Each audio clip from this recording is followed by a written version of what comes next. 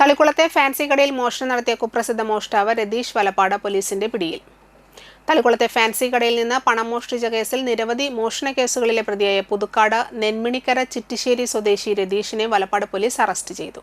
തളിക്കുളം തമ്പാൻകടവ് സ്വദേശിയുടെ ഉടമസ്ഥതയിലുള്ള ഫാൻസി കടയിൽ നിന്നാണ് ഇയാൾ 10,000 രൂപ കവർന്നത്. ഓഗസ്റ്റ് 4-ന് രാത്രി കടയുടെ മുൻവശത്തെ ഗ്ലാസ് തകർത്ത് അകത്തു കയറിയ പ്രതി മേശവലിപ്പിൽ സൂക്ഷിച്ചിരുന്ന പണം കവരുകയായിരുന്നു. അന്നു തന്നെ തളിക്കുളം ഗവൺമെന്റ് ഹൈസ്കൂളിലെ ഓഫീസ് റൂമിന്റെ വാതിൽ കുത്തി തുറന്ന മോഷണശ്രമം നടത്തിയതിന് രതീഷിനെ തന്നെയാണ് police സ്ഥിരീകരിച്ചിട്ടുള്ളത്.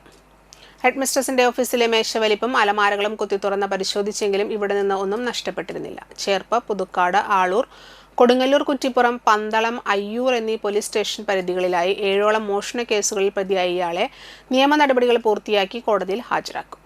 Valappad police station SHO Anilkumar, ASI Bharathanunni, CPOമാരായ Shravan, Vishnu, Anand, Adarsh, driver ASI Chanchal, cyber cell CPO Lalu എന്നിവരടങ്ങിയ സംഘമാണ് പ്രതിയെ പിടികൂടിയത്.